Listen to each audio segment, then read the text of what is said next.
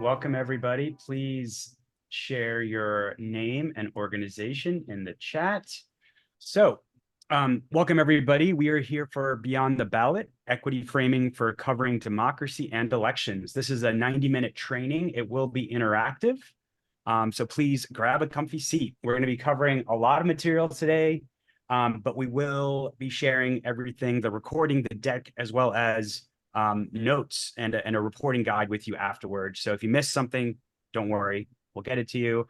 And we'll also share our emails. If you have follow-up questions, you're working on stories, you want some feedback, please be in touch. We want to support the work you're doing.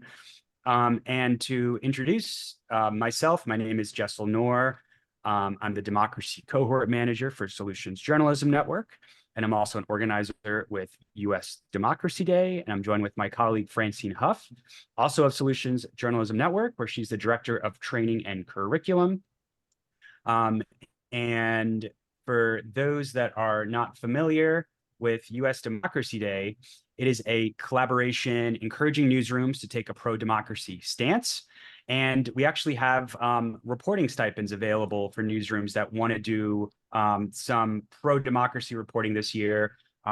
Those links will be in the chat, but there's opportunities for funding and just support, as well as a ton of resources for participants of Democracy Day. And really, there's a really simple way to get involved in Democracy Day, which is just to publish one pro-democracy article or social media post.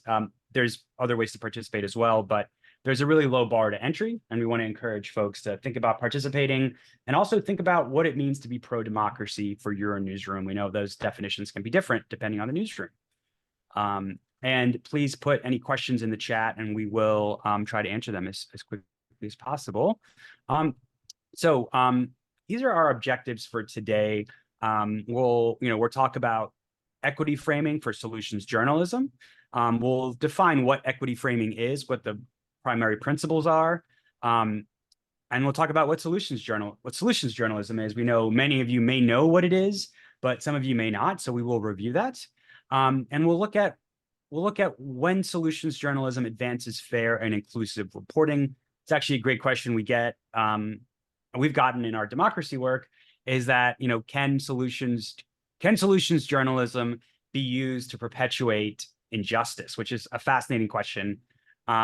And I don't know, if there's like a particular right or wrong answer to that, but we do know there are examples of solutions journalism that advances fair and inclusive reporting.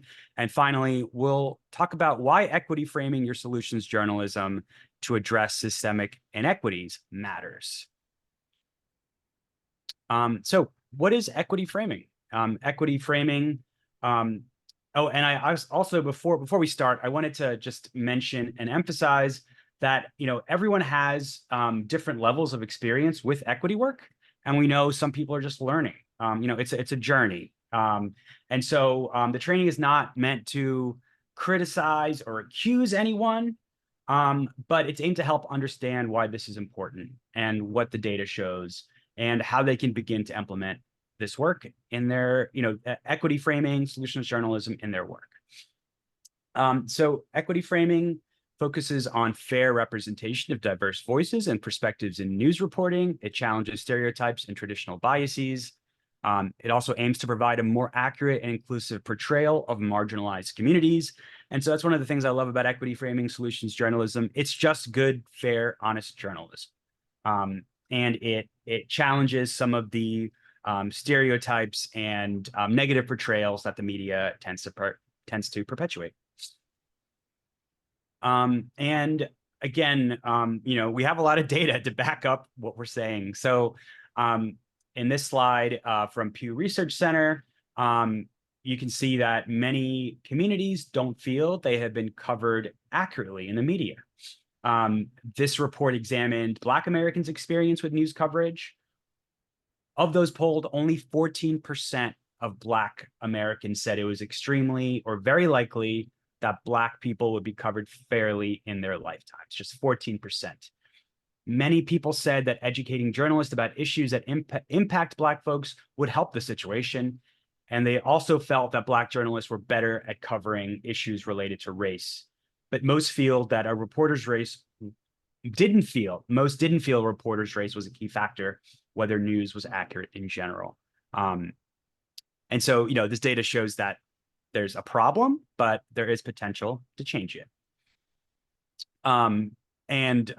More from Pew on views of Black Americans that are, critical of news coverage. Only 9% of Black adults said news they hear about Black people is positive and covers a wide variety of Black folks, and only 11% said the news is positive and does not stereotype Black people. Political affiliation didn't seem to matter.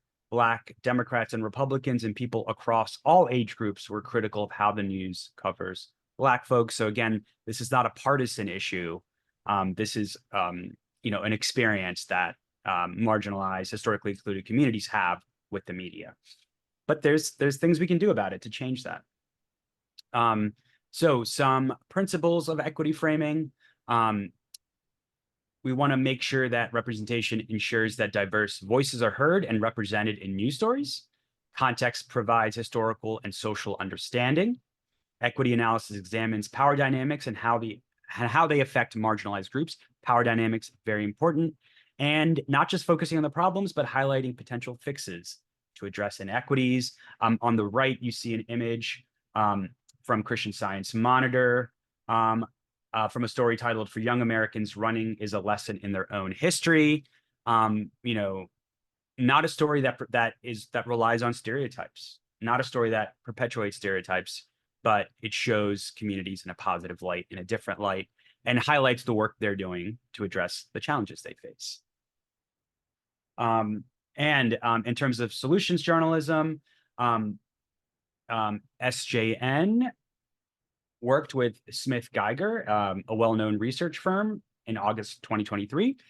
It found some troubling news that just 25% of audiences are satisfied with political reporting, but they also found some good news that the people surveyed would be more likely to pay attention to a news story if it presses politicians for solutions to the biggest problems in their community, reported on key solutions proposed by politicians from both sides, and 59% wanted more journalism focused on specific solutions that have worked or not worked elsewhere. So again, we have data that shows there's a problem, but that things can be done to address those problems.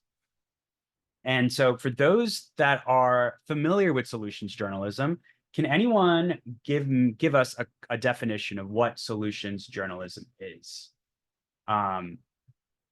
Anyone want to come off mute or drop it in the chat? What is solutions journalism? Joe.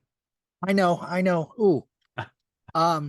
I've always understood solutions journalism to be a proactive attempt to not just highlight issues and problems, but to highlight communities and groups and individuals and institutions that are taking steps to actually solve those problems, to highlight the successes, and to identify the choke points that are preventing them from being successful. Fantastic, Joe. That is that's a great response. So solutions journalism is rigorous evidence-based reporting on responses to social problems. And there are 4 pillars, just as there's, tenets of equity framing. There's also 4 pillars of solutions journalism, things that all solution stories have. Can anyone name a pillar of solutions journalism? Do we have any volunteers? I might call on my colleague, Linda Shaw. Linda, can you give us a pillar of solutions journalism? Evidence. Evidence, great. My favorite. Fantastic. Evidence. Anyone else? Oh, limitations. We got limitations in the chat. Thank you. Anyone else? Another pillar. Evidence, limitations. So one of the pillars is a response. That is not just a person or organization, but a response to a problem. So that means, like, you're not just, it's not a profile of someone. it's focused, and it can involve an organization or a person, but the focus of the story is really what they're doing to respond to the problem. As Linda said, evidence of results, looking at effectiveness, not just intentions. Again, that's what differentiates solutions journalism from puff pieces or profiles. We're looking for hard evidence, and there's different kinds of evidence that you can find, but we're looking for evidence of success and effectiveness or of failure. Limitations, as was mentioned in the chat by Rashid, again, differentiates solutions journalism from advocacy or fluff pieces. We're also in solutions journalism, you're also talking about what the response cannot, the problem, what it cannot do, what it cannot accomplish. And it provides insights. So it helps highlight the lessons that are being learned, that others can use, that people in your community or other communities can use and learn and take away from their response. Yes, and from Beatrice, so helpful to think of Sojo as parsing the space between the overlap of intent versus impact. Yes, thank you. So you might be asking, what role can solutions journalism play in the question of equity journalism? And there's a great blog post from Solutions Journalism Network that we'll put in the chat.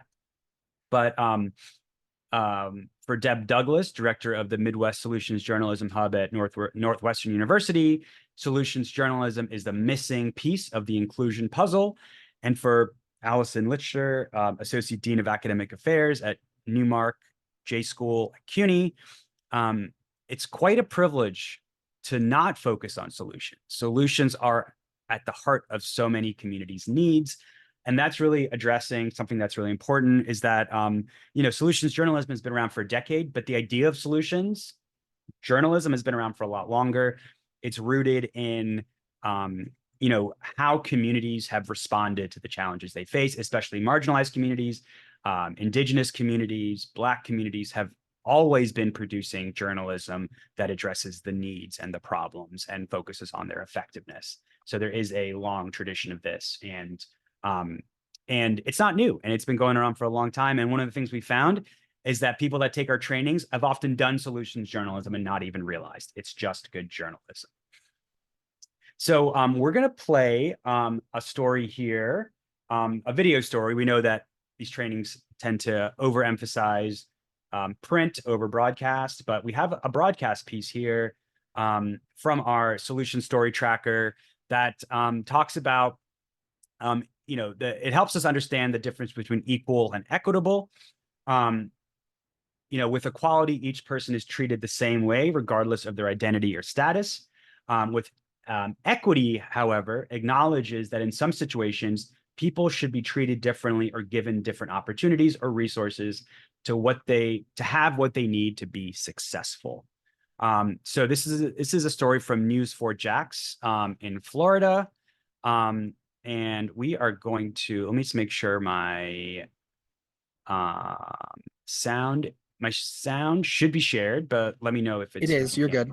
Okay, great.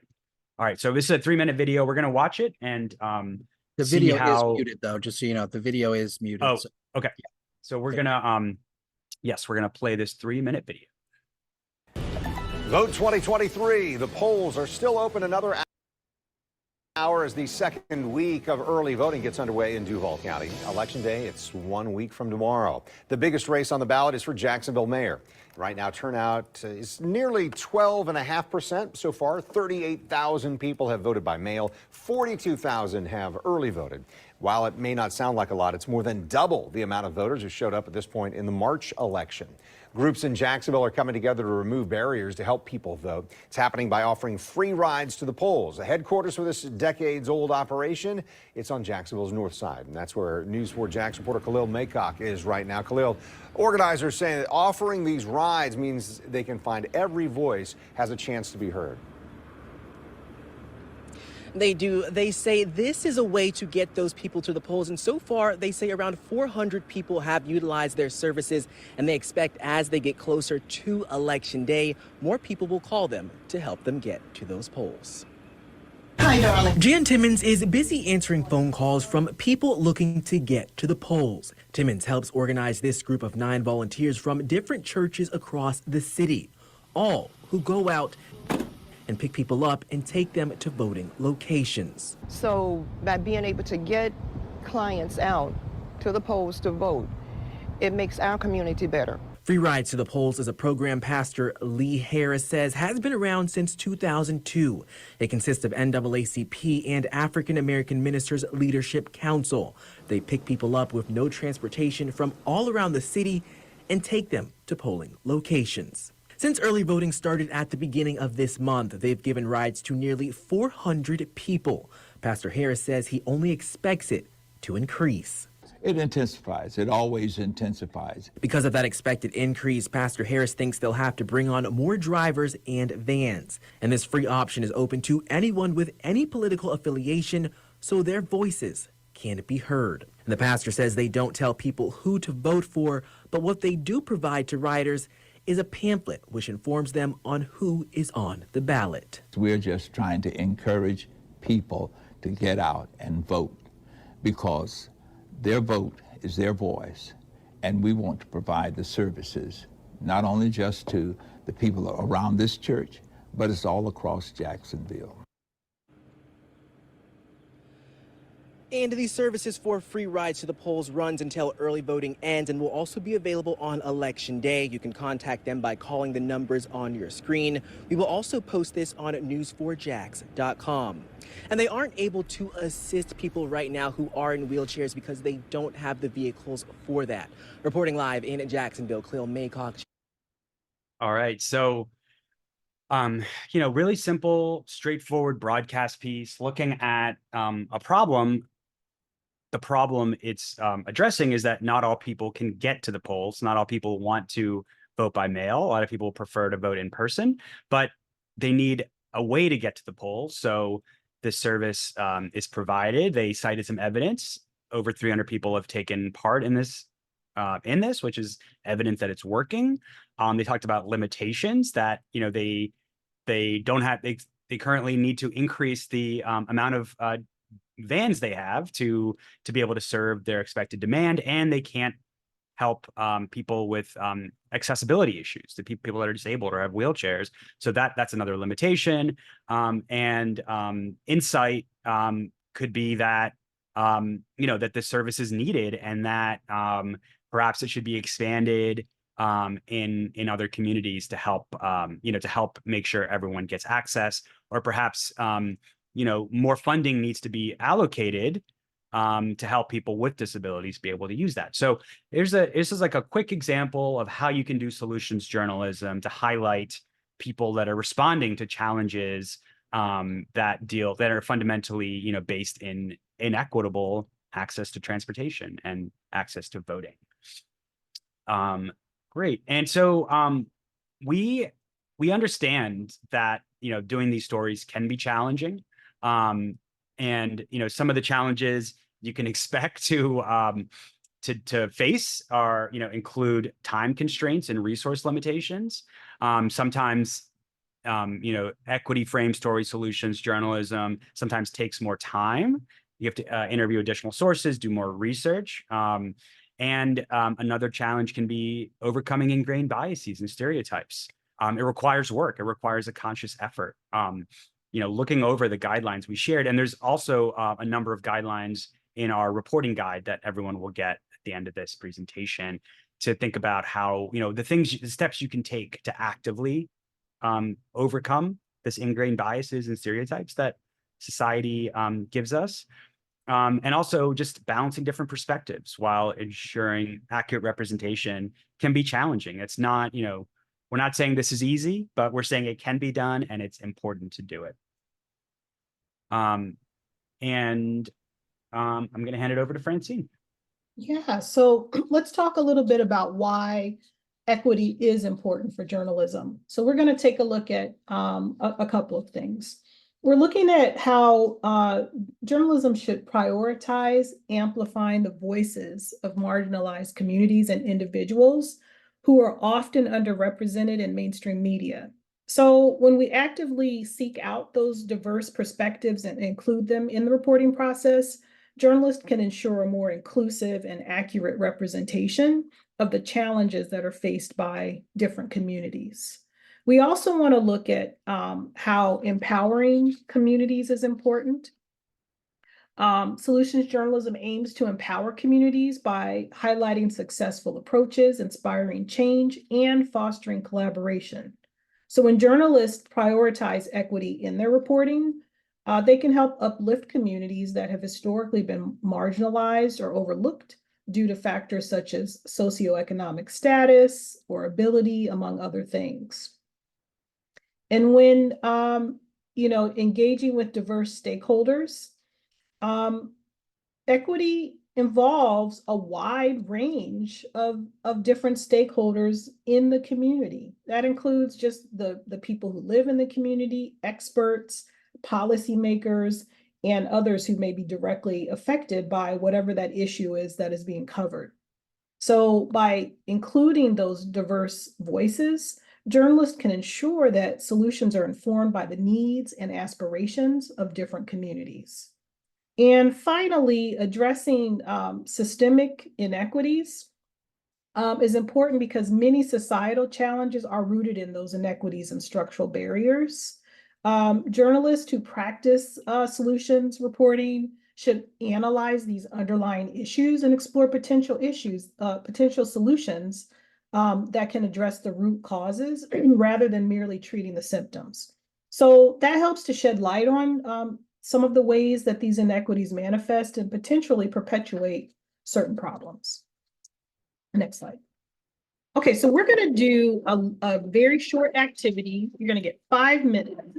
And this activity is called I Am and I Am Not. And it's allowing you to take a look at how stereotypes can impact how people feel about individuals or groups, and that often results in negative feelings.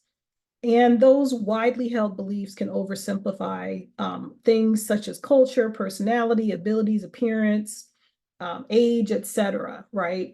And so what I would like you to do right now is take a piece of paper or open up a note file on your screen, and you're just going to make 2 columns. One says I am, and the other says I am not. And in that first column, you are going to write I am, and then list some common stereotypes that or characteristics of you that are true. And then in the I am not column, you're going to list a stereotype that people may think you are because of the group or who you represent, right? So for instance, in mine, I'm Gen X, but I'm not technophobic. I'm a Black woman, but I'm not angry or aggressive, and I'm a single mother, but I'm not on welfare. So let's give you 5 minutes now to do that, and we'll put on some little timer here for you. All right. So I'm going to give people the option, just a couple of you, if you'd like to share a couple of your I ams and I am nots, feel free to come off mute or put it in the chat.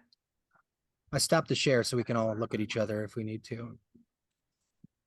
I'm happy to start since I can't seem to shut up today. Go ahead, Joe. So I got a couple here. So I did a couple of silly ones, but also, real ones. I am a millennial. I am not a fan of avocado or its different variations in toast. I am a white guy. I am not a Republican. I am from New Jersey. I am not fully Italian, although I am about 20%. I am a war veteran and I'm not pro-war. And I am technically a podcaster, although I like to think I'm not as annoying as most podcasters. Great, thanks. Anyone else? Come off mute. I also did a silly one. Keep it light. I am from Philly, but I do not like cheesesteak. I know. This is gonna get spicy. All right, one more person. We had Luisa in the chat share that I am a Latina, but I'm not argumentative or spicy. All right, thank you, Luisa. And so that exercise is something that you want to keep in mind as you're going out and working on stories. We all have ingrained ideas and things that we think about different people and groups, even if we don't consciously think about it. And so it's important as you're going through the reporting process to just be aware of that and make sure that you're really intentional about not letting that feeling or those ideas or prejudices or stereotypes that you may have about people allow you to cover them in a certain way that's disrespectful and doesn't really honor who those people are as an individual, as well as the community that they may be a part of. All right, next slide. All right, so it's important when you are using equity framing in your solutions reporting to really actively seek out diverse sources in your reporting process. And those diverse sources can bring a range of perspectives, excuse me, and experiences. And that helps to provide a more accurate and comprehensive understanding of the issues that are being covered. So marginalized communities often have unique insights and experiences that can challenge dominant narratives and shed light on systemic inequities. So when you include those diverse sources, you're giving voice to those communities and ensuring that their stories are being accurately and respectfully represented. And also diverse sources can allow you to provide more context and nuance, and allows for different viewpoints that enrich the reporting. This can involve providing insights into cultural, social, historical factors that may contribute to the issues being discussed. And that also helps to paint a more complete picture for the audience. And when you are looking for diverse sources and experts, you're giving a more balanced representation of the various voices and viewpoints. Everybody who belongs to a particular community or group is not the same. And so it is important to recognize that. By reaching out to community groups and grassroots activists, you're allowing some of those folks who often are overlooked in the reporting process to be included, and you are correcting power imbalance in traditional reporting. Being able to give this more diverse portrayal of folks, portrayal of people within communities, it helps to build trust and credibility. And it shows that there's a commitment to inclusivity and a willingness to embrace a broad range of perspectives. And again, this helps with representing marginalized groups who often are historically underrepresented and misrepresented in media. So we have here, if you could just go back to that previous slide, I just want to mention something in this slide. The picture here is from a story from Energy News. And it featured the woman in the picture who created a community space for residents to gather and share resources and learn from each other. And she works with a local nonprofit there to create a network of climate resilience hubs that helps communities adapt to warming climate. Often we find in stories that we just go to the official source or to the big organizations who, lots of people have heard of or know, but it's these kinds of community activists and folks in the community who often can give you a fresh perspective or bring up something new that may have not have been considered. Okay, next slide. All right, we're going to talk a little bit about, excuse me, intersectionality and how that impacts your equity framing. Intersectionality is a framework that recognizes that various social identities are interconnected. And those identities can be things such as race or gender or class, your religion, your nationality, disability status, or etc. And so intersectionality is acknowledging that people may experience multiple forms of discrimination and oppression simultaneously. And it's important for you to think about that when you are interacting with sources, asking them questions, and just how are you portraying them in the stories that you are writing. This picture from a story in Capital B is about the In Her Hands initiative, which supports low-income Black women. The average In Her Hands participant has a job, but only earns about $15,000 annually. That's despite having at least one child and carrying about $35,000 in debt.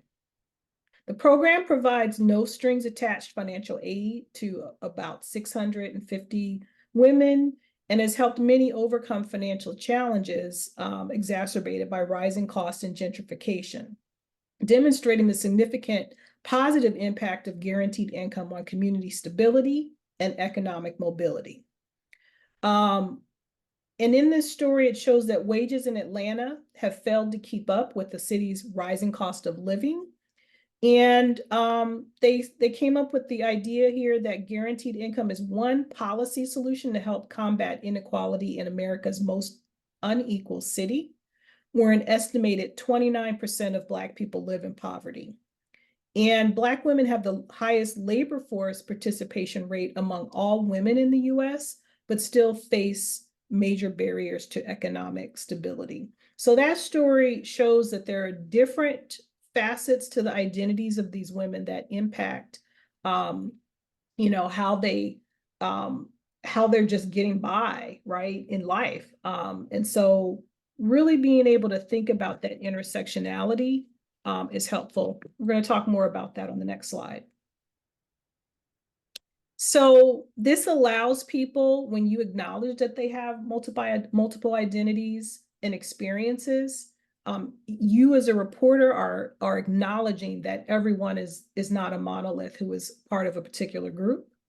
It allows you to understand those unique experiences and challenges that people have.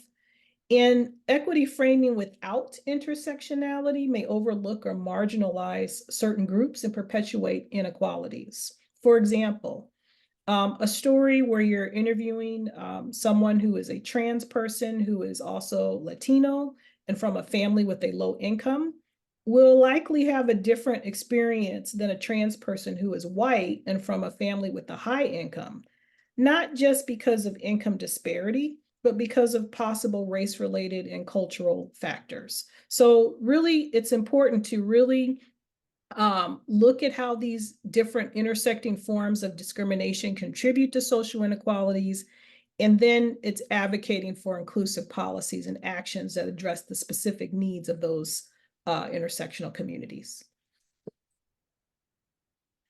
This slide here is a quote from a story in the Sayhan Journal, which illustrates the importance of mental health professionals with cultural and religious diversity when working with diverse communities.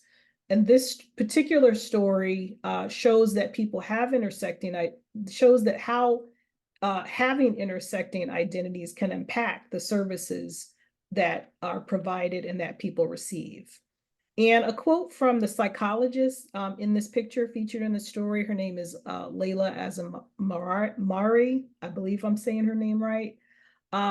She says, quote, "We asked our clients about their traditions, about their ethnicities, their backgrounds, what matters to them, their values, what's important to them. It's a model in which we're looking for and noticing all that makes our clients who they are." And she says that decolonizing mental health services recognizes that clients' experiences it recognizes their clients' experiences and values. And the story shows that getting at systemic issues that impact mental health care in the US is important. And in this particular story, it talks about the overemphasis on Western values and healthcare practices.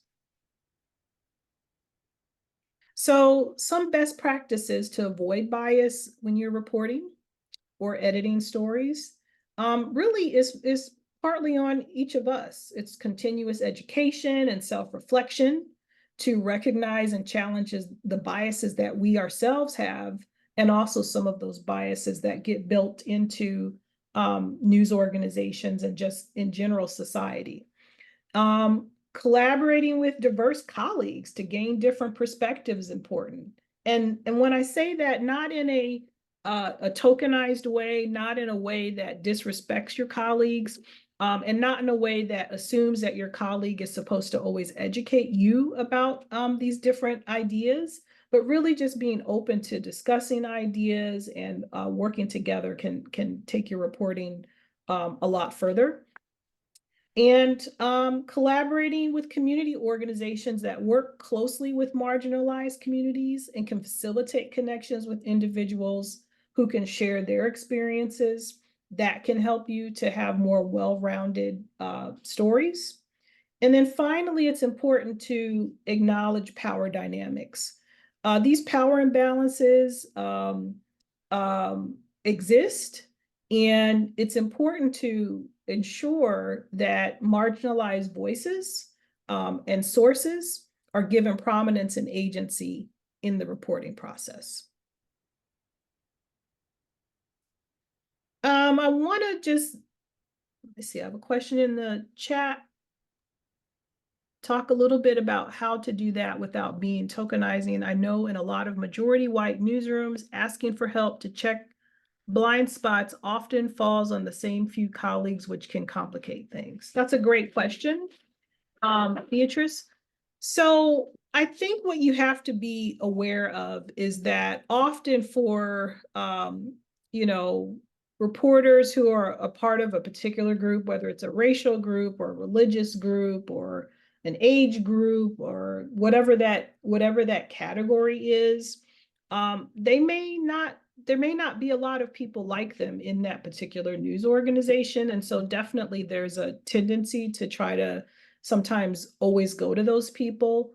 I think you have to really think about what are you doing to educate yourself in a consistent way that continues, so that you are also learning about some of these issues yourself. And so that when you do go to your colleagues, it feels more collaborative and it feels more organic than just, oh, here's a story about, a Chinese person. So let me go find the person on staff who's Chinese, right? And so you want to make sure that you yourself are educating yourself, you're thinking about these different issues, and being sensitive to the fact that, yeah, some of these people are often being tokenized and being the one who people come to with sometimes legitimate questions and sometimes questions that can be offensive or be kind of out there. And so just really being cognizant of that yourself,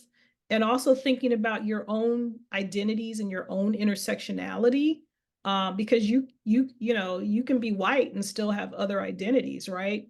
And you can think about how would you feel when people are coming to you to ask you about certain issues and for advice about things. How does that make you feel?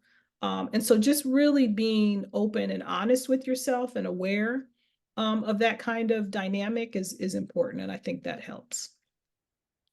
Next, okay. So let's talk a little bit about visual representation and why that's important. We often are so busy trying to get the story done and edited, and for some people, the images kind of fall by the wayside. And if you don't plan it, it doesn't come out necessarily the way you want it to. So think about how you can select images that depict the diversity and complexity of those intersecting identities, not in a way that is a checkbox, like we need one Black person, we need a person in a wheelchair, we need a person from, this particular country. It's not like that. It's really thinking about the complexity of their intersecting identities. It's really being conscious of, are these images reinforcing stereotypes that are not flattering and that are not really truthful and that don't give an accurate, full portrayal of a person's life? And do these images highlight the agency and resilience of intersectional individuals when you were doing visual storytelling? So being very intentional about those images is important. This particular image here is from a story about curing the colonial hangover, how Yukon First Nations became trailblazers of Indigenous governance. And it's an example of how sources with unique intersecting identities can bring interesting perspectives. This article, this picture is from an article in the Narwhal, Philadelphia Citizen. In 1973, Elijah Smith, a former chief of the Champaign and Anishinaabe First Nations, presented a position paper to Prime Minister Pierre Trudeau advocating for First Nations participation in Canada's development through self-governance and treaty frameworks. So this foundational effort led to the establishment of unique self-governance agreements in Yukon, distinguishing its First Nations from others in Canada. So this article highlights diverse perspectives and identities. It explores the intersection of Indigenous rights, land management, modern treaties, and emphasizes the collaborative and evolving governance models in Yukon. And despite challenges, Yukon First Nations treaties have fostered significant autonomy and innovative co-management of natural resources, setting a precedent for Indigenous self-governance in Canada. And so we can tell that story obviously through the words and what we write, but really being intentional and thinking about the types of pictures that you want to use to represent those groups and those people is really important. Equitable visuals are images that represent a diversity of people and communities, include a variety of experiences and backgrounds, and foreground a visual framework of equity. Publishing photos, videos, illustrations, and other forms of imagery that visualize people, places, and events equitably and ethically is necessary because images have far-reaching and long-lasting social impact. They're out there. If it's online, you can still find it. Even if people think it's gone, there are places that images and words too hide.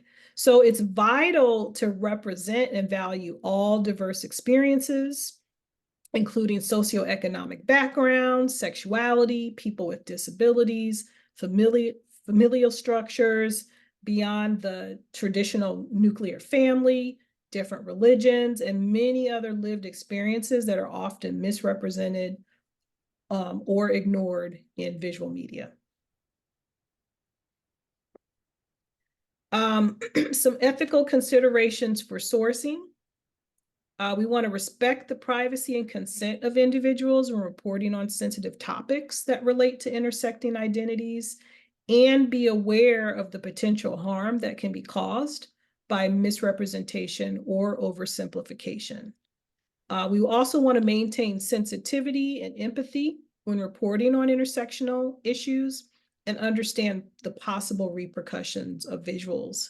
As mentioned before, some of these images you may think it's gone, but it's out there. People will find it. These days, people take screenshots. Even if you think you took down something, people may already have it saved somewhere else. And we're going to stop here. We're going to give you a 5-minute break. I guess we're all back and ready now. Yeah, everyone's awake now. So sorry, Barbara, for that. I feel really bad about that. Sorry. So we wanted to give everyone a few minutes in case there's any questions you wanted to ask us, Francine or I, or or just have a question for the group. We have a few minutes. Does anyone have any questions? Any questions about something they learned? Questions about how this applies to the work they're doing, or just in general? Does anything come to mind, or are you confused about anything we went over? We went over a lot of stuff, so it's perfectly acceptable to feel overwhelmed or anything. So any takers? Feel free to come off mute.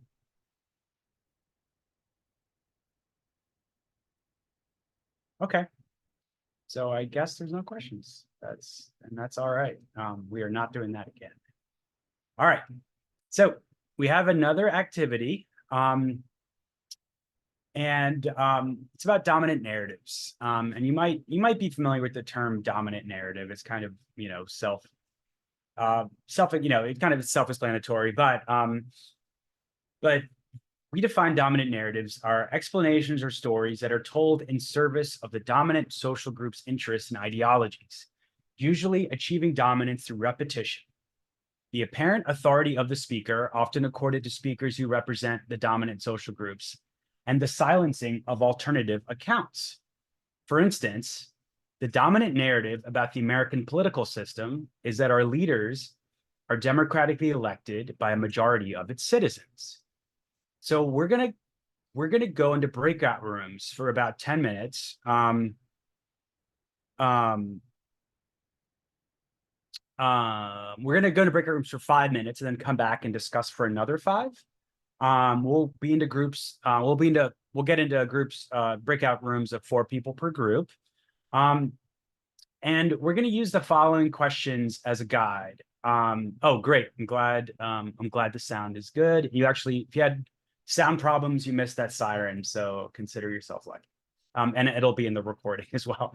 So, you're going to be in small groups and you're going to together, work on answering the following questions, which I'll also put in the chat, but so that the dominant narrative, as I said, about the American political system, or a dominant narrative, is that our leaders are democratically elected by the majority of its elected citizens. So if this is the dominant narrative, who do you suppose would say this and why?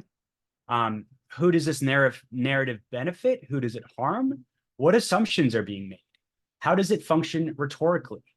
You know, how does it function in actual practicality in terms of like the language used?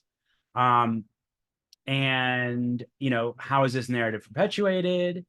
How is participation enforced? Where did you learn of this narrative? How has it impacted you? And how does the media perpetuate this narrative? So again, those questions will go in the chat. We'll break for 5 minutes, and then come back and discuss for 5. So again, this will go in the chat. And along with the questions, we'll be in rooms of 4 people. And again, this is all going in the chat. Are there any questions before we break? Or Francine, do you want to add anything? Yeah, and you don't have to answer all of the questions. Those are just leading questions you can discuss, so don't feel like you have to try to address all of them. Yes. Thank you. All right. I just made them, but Jessel and Francine and Joe, do you want to be added to the breakout rooms, or do you just want to hang in the main room? I have to remain in the main room because of the recording. Okay. Otherwise it'll cut it off, but yeah. You can add me to a breakout room. Francine, do you want to be in one? Yeah, me too. Yes. Okay. All right. As we're all returning to our breakout rooms, we have a couple minutes left for this activity. We wanted to give folks a chance to share what they discussed in their breakout rooms. Did we have some interesting discussions or debates or questions that were raised? I think the last folks are coming back. Oh, here we go. All right. All right, we have everyone coming back now. All right, so we have a few minutes. Does anyone want to share? Anyone have like an interesting conversation about dominant narratives in their breakout room that they want to share with us? I know we had a few people share some really interesting thoughts in ours. So do we have any volunteers that want to come off mute and just quickly share with us what was discussed? And if there's no volunteers, I will start calling on people. So I guess I'll go up first. okay. But one thing I mentioned, because I'm an immigrant to this country, albeit from Canada, but still an immigrant. One thing a lot of people, including myself as an immigrant, don't understand till we come to this country is the fact that we don't know until we get here that election laws aren't determined, quote unquote, federally. It's done by state. As a result, it's basically up to each state to decide basically who gets to or is allowed to vote and how they're able to do it. And as you can see, that's caused all sorts of access issues, depending on which state you live in. Great. And that, yeah, that certainly affects a lot of people and can have, you know, a big impact on who gets to exercise power and how that power is exercised. Anyone else? Rashid, do you want to share a little bit of what we talked about in our room? Yes, hello everybody. So I mean, at the most basic common level, we were pretty much saying that like we know that in some cases the electoral college like chooses like the president, but on more local levels, of course, people do play a more active like role in actually like a mayor, right? Like you actually decide who your mayor is going to be, but like president, there's an electoral college. I didn't personally say this, but like other folks in the in the group were pretty much in agreement that like it pretty much what's that word, Chell? It is 3 o'clock and I'm a little over it. So what's that word called? Benefits, excuse me. So simple yet so tiring. Yeah, so it benefits folks in power. And of course does a disservice to folks who actually vote in like, marginalized communities and stuff of that nature. But I would invite Nora or what's my friend's name? Woody, I believe, who was on there. Yeah, to give some more sentiment to that. Thank you so much, Rashid, for sharing with us. We have time for one more person. I think it was Woody that had some thoughts about the Senate too. Is that right? Yeah, here I can turn my sound on. Yeah. Well, So I'm a democracy activist, and I'm a democracy activist, and I do think like just that the U.S. Senate. I mean, it wasn't always exactly like so bad, but I think now that people don't really split their tickets as much and are more polarized. I mean, the partisan effect of like, giving equal weight to California and Wyoming is, can be something around like 5 points or so for Republicans. And, that bias, it has a similar effect if we had banned around 60% of Black people from voting in Senate elections. I think it's extremely pernicious, and I think sadly we've normalized that just that senators from very small states should still take the power and not I don't know, defer to a somewhat more democratic House of Representatives.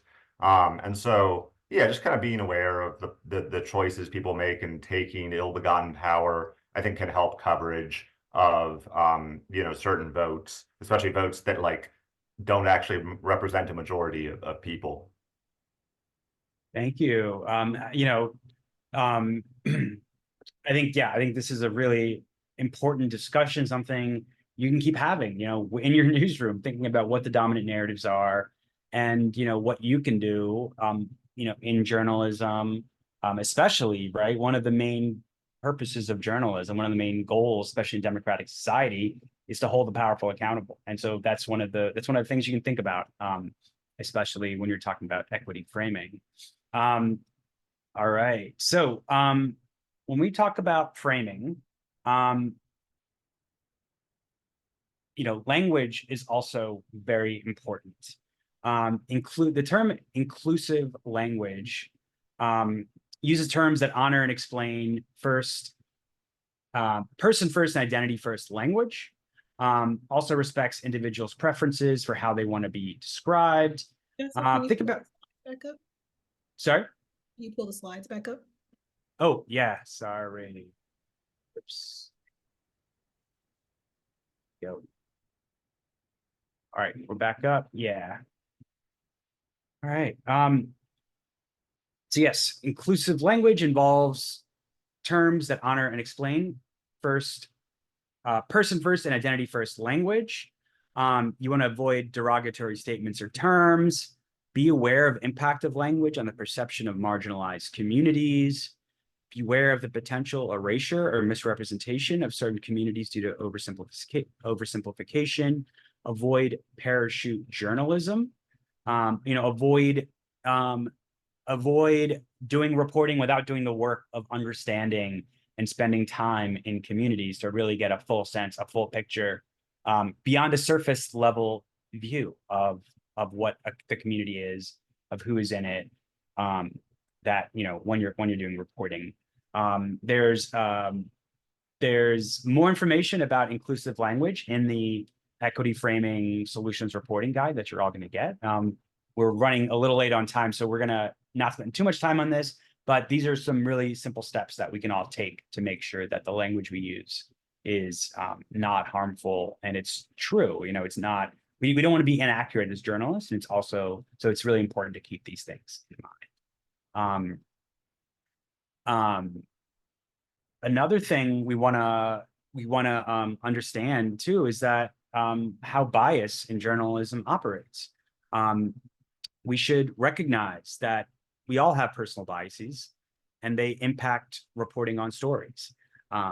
Asset framing is a methodology. It's a framework developed by Trabian Shorters, who's the founder of BME Community. Focuses on defining individuals by their aspirations and contributions before noting their challenges.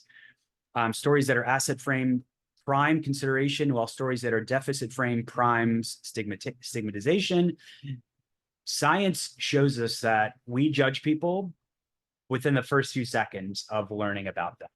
So if you are doing a story about a community that's been historically marginalized, you know, think carefully about the first image, the first description of your introduction of a community member or a community.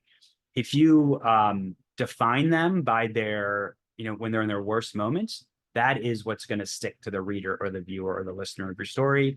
If you describe them by their aspirations and contributions, then you are asset framing them based on their contributions, and you can tell a complete, more accurate story about who they are. You know, we are not individually, we are not the worst moments in our lives, and the media should reflect that. We encourage you to read more of Trabian Shorter's work, and we can drop a link to that as well. This picture in, and so there's really great examples of stories that are asset framed and use solutions journalism. The story we're looking at this picture we're looking at right here is from Block Hub Chicago, about how 50 Chicago high school students earned associate degrees while graduating, and how Chicago Public Schools wants to boost that number. And so it frames the story through the contributions and achievements that these young people are making, and learning how we can, you know, learn what evidence exists that this is working and what impact that's having, and, you know, what we can all learn from that. And when we're talking, oh, we have a question in here.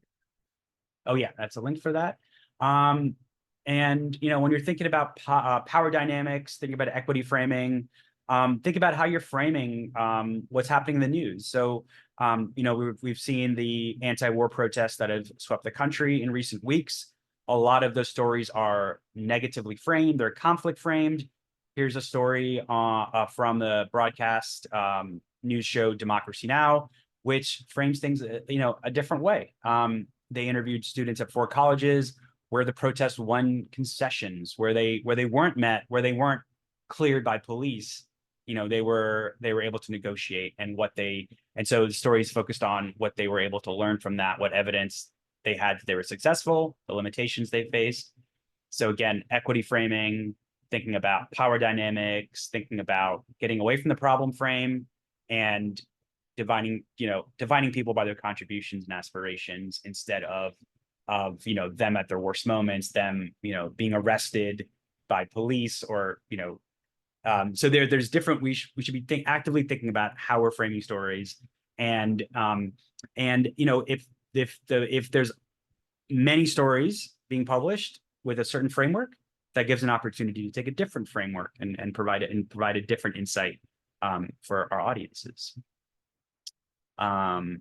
Here's and so we have just a few minutes left, but we wanted to talk about oh, and let me turn this back to Francine, but we just have a few minutes left, so we'll get through as much as we can before our time is up together, and then we'll share you all this information after, and the recording afterwards. Yeah, so let's just talk a little bit here just about correcting language in storytelling. Stories can give context about historic inequities and elevate the voices of communities of color. And you want to look at things like, how did equity play a role in the reporting and editing process? And it's not just which stories are told, but how those stories are told. And are you looking at, through your storytelling, shifting a pervasive and incorrect narrative? You can go to the next slide. You also want to look at how language corrects how you're correcting underrepresentation in sourcing, and looking at broadening the scope of experts in stories really is critical to creating more equitable journalism. So, for instance, are you including an expert who isn't as heavily quoted in other media outlets? Are you elevating research from organizations such as an HBCU research institution or immigrant-led group, LGBTQIA representative organization, or other types of groups that aren't normally seen as much or heard from as much? Have you moved a source or organization from their typical secondary sourcing spot to the center of the experience your story is highlighting? You can also do things such as introduce your audience to a new op-ed columnist, or just expand voices from the community. And then you want to look at, how are you correcting distortion in storytelling? This can allow you to center communities that have been harmed in the past. You want to look at things such as, have you seen a positive comment or response from a story that leans more into what is actually being done to address pervasive issues in impacted communities? Or perhaps have you shifted from covering an issue as a deficit to a more solutions-focused lens? And also thinking back to what Jessel just discussed about, how are you framing, using asset framing to focus on those communities and present them and allow them to have more agency. And I also want to talk just a bit about data, because it is important with solutions journalism that when you're looking back at including those 4 pillars in your story, evidence really is really an important piece of the reporting process. And using data can help to verify the credibility and reliability of sources. That helps to ensure that the information is more accurate, and also it helps to build trust in the information being presented. And it allows you to understand limitations and potential biases of data, and look for some of the potential gaps that may be there, or information that's just being left out about particular communities. Can you go to the next slide, please? And I want to mention here, when you're looking at data, sometimes you do need to take a look back at the disaggregated data. That can allow you to actually see some of the disparities and inequalities that may be masked when data is aggregated, and can provide a more nuanced understanding of some of the social issues that exist, by highlighting how different groups of people may be affected. Disaggregated data also can allow journalists to identify trends or patterns or correlations that just may not be evident when you just look at that aggregated data. And so, when you're looking at stories, you want to make sure that with disaggregated data, you realize that pulling out that data may allow you to amplify the voices and experiences of marginalized communities who may be left out of stories a lot of times. And it addresses a lack of data or reliable data. And it also can allow journalists to hold policymakers more accountable. So finally, why does equity framing matter? Ultimately, equity framing is essential if you want a fair and inclusive news reporting process, and if you're really invested in having those diverse voices, those diverse communities represented in your stories, being aware of these different issues that allow you to frame your stories equitably really is important. And journalists really do play a crucial role in challenging biases and amplifying marginalized voices. Don't think that that role is not still there. It's still there. It's important. And people, whatever people say about the media or what they think about news, it's still something that journalists do, and is still an influence that we have on public perception. And embracing equity framing principles can really lead to a more informed and just society. And earlier in the session, we had a couple of quotes from a couple of folks in the network. One was Deb Douglas, the director of the Midwest Solutions Journalism Hub at Medill at Northwestern University. And she just says solutions journalism is a missing piece of the inclusion puzzle. And so we really just want to make sure that it may be new to you to think of the reporting process in this way, and some of these different ideas that we discussed, and no one's expecting you overnight to be able to just incorporate all of this at once, but being very intentional about how you're going about the reporting process to really represent people fairly and inclusively will only strengthen your reporting. It will allow you to have to build more trust in your community, and just to bring in new context and perspectives, and discussions of power dynamics and things that maybe aren't always being addressed. All right. So we have a few minutes left if anyone has any questions, comments. As Jessel said, you are going to get a reporting guide and the slides, and there will be a recording available. And there is a link in the chat for a very brief short survey we would love for you to take before you sign out, if you can. It's just a few questions. I see Joe has raised.